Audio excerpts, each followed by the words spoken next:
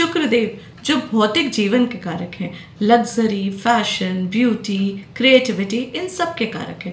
In fact spouse को भी हम शुक्र से देखते हैं। शुक्रदेव ने अभी कन्या राशि को छोड़ा है जहां पे वो नीच के होते हैं और अपनी मूल त्रिकोण राशि मतलब लिब्रा राशि में आए हैं। तो शुक्रदेव लिब्रा राशि में जो है वो 3 नक्षत्रों से ट्रांजिट करेंगे।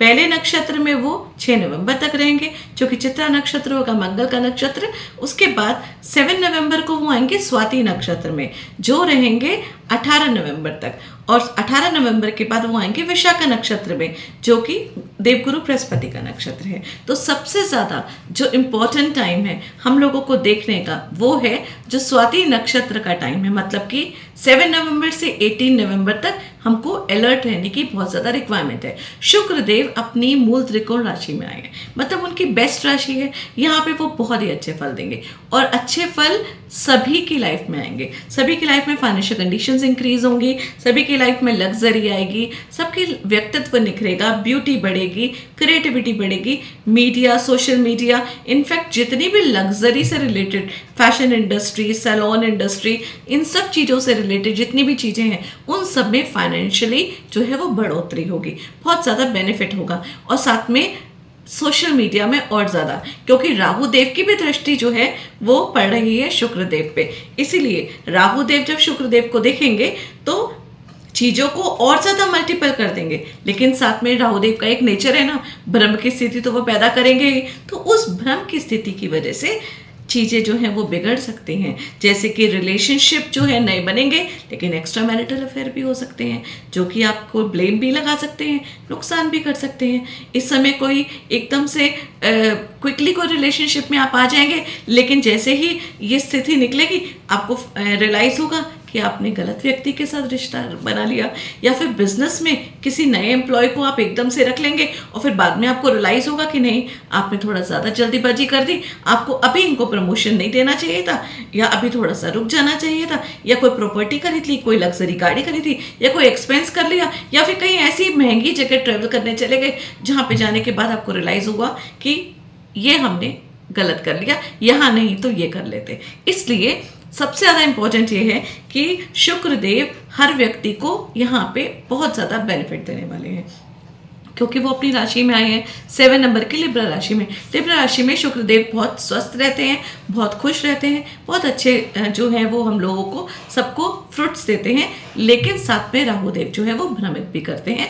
तो अगर पेशेंस से हम चीज़ों को करेंगे, हैंडल करेंगे, तो ये वाला जो गोचर है हम सब के लिए, सब लोगों के लिए बहुत ज़्यादा फ्रूटफुल रहेगा। उसके साथ साथ ये भी आप चेक करिएगा, मैंने एक वीडियो बनाई है नवतारा सिद्धांत की, जिसमें अगर तो शुक्रदेव आपके जन्म तारा, संपत्ति तारा, अति मित्र, मित्र और साधक नक्षत्र में आ रहे हैं, अगर वो सारे नक्षत्र शुक्र के हैं तो ये समझ लीजिए ये गोचर आपके लिए दी बेस्ट होगा, चाहे आपका कोई भी लगन या कोई भी असेंडेंट हो। इनफैक्ट अगर पीड़ित अवस्था में भी शुक्रदेव बैठे हैं आपकी कुंडली में तो भी आपके लिए ज़्यादा नेगेटिव नहीं होगा। तो उसको ज़रूर देखिएगा और मुझे कमेंट सेक्शन में ज़रूर बताइएगा। तो चलिए बात कर लेते हैं कि शुक्र का ये ट्रांजिट जो है वो हम सबकी लाइफ में कैसा पड़ेगा। अब बात कर लेते हैं कन्या राशि की, जिनका शुक्र का गोचर जो है वो दूसरे भाव में हो रहा है। दूसरा भाव जो है वो कुटुंब का होता है, वाणी का होता है, बैंक बैलेंस का होता है, लग्जरी का होता है, पैसों का होता है। दूसरा जो हाउस है वो एकत्र करे हुए धन का होता है, ज्वेलरी का होता है। तो ये तो डेफिनेट है कि फाइनेंशियल पॉइंट ऑफ व्यू से ये वाला गोचर आपके लिए बहुत ज़्यादा बेनिफिट करेगा। आपके कुटुंब के लिए भी बहुत अच्छा है, रिलेशनशिप में आपके सुधार आएगा। आप लेकिन एक चीज़ का और ध्यान देखिएगा कि यहाँ पे ना जब दूसरे भाव में शुक्र आएगा ना, क्योंकि राहु की भी दृष्टि यहाँ पे पड़ रही है, तो आपके मित्र भी बनेंगे और आप अपने मित्रों पे, अपने सहयोगियों पे, अपने आसपास के लोगों पे, अपनी फैमिली मेंबर्स पे आप खर्चे भी बहुत ज़्यादा करेंगे। तो वो सब करिए, लेकिन थोड़ा सा आपको नियंत्रण करना पड़ेगा, क्योंकि राहु की दृष्टि जो है ना वो चीज़ें जो है वो थोड़ा सा भ्रमित करके आपसे ज़्यादा एक्सपेंस कराएंगी। तो आपको वहाँ पे अपने आप को थोड़ा सा सीमित रखना पड़ेगा।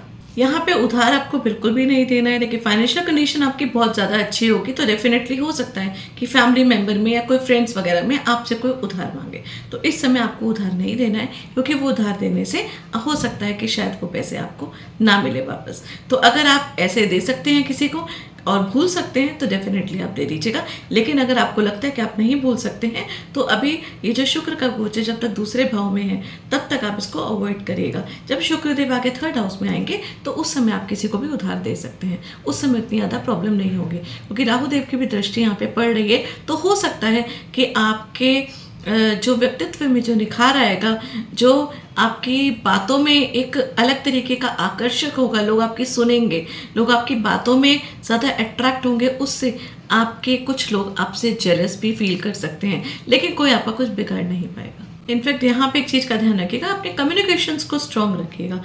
कम्युनिकेशन को स्ट्रॉन्ग रखेंगे ना तो काफ़ी टाइम से कोई वाद विवाद चल रहा है, किसी के साथ कोई मिसअंडरस्टैंडिंग चल रही है, तो वो भी यहाँ पे क्लियर होगी। और ये टाइम जो है वो बहुत अच्छा है, क्योंकि आपकी वाणी में बहुत मधुरता आएगी, और वाणी में मधुरता आने के साथ साथ आप तर्क वितर्क से बात कर पाएंगे और अपनी बात को रख पाएंगे, जो कि बहुत ज़्यादा ज़रूरी है। और स्टूडेंट्स के लिए भी देखा जाए तो इस समय बहुत अच्छा है, फाइनेंशियल पॉइंट ऑफ व्यू से अच्छा है, नौकरी वालों के लिए भी अच्छा है। हर चीज़ में हर जगह आप अपनी बात रख पाएंगे और आपकी बात जो है वो सुनी जाएगी। ओवरऑल एक चीज़ बता रही हूँ कि जब शुक्रदेव यहाँ पे आएंगे तो आपकी जो वाणी है वो प्रभावशाली होगी, तो लोग आपकी बातें जो हैं वो सुनेंगे और उस पर विश्वास भी करेंगे। रेमेडी के लिए आपको क्या करना है, आप गाय को गुड़ खिलाइए। तो ये थी मेरी प्रेडिक्शन शुक्र के ट्रांजिट की। इसके बाद मैं राहु के ट्रांजिट की भी वीडियो बनाऊंगी और जुपिटर रेट्रो की भी वीडियो बनाऊंगी, आप लोग ज़रूर देखिएगा।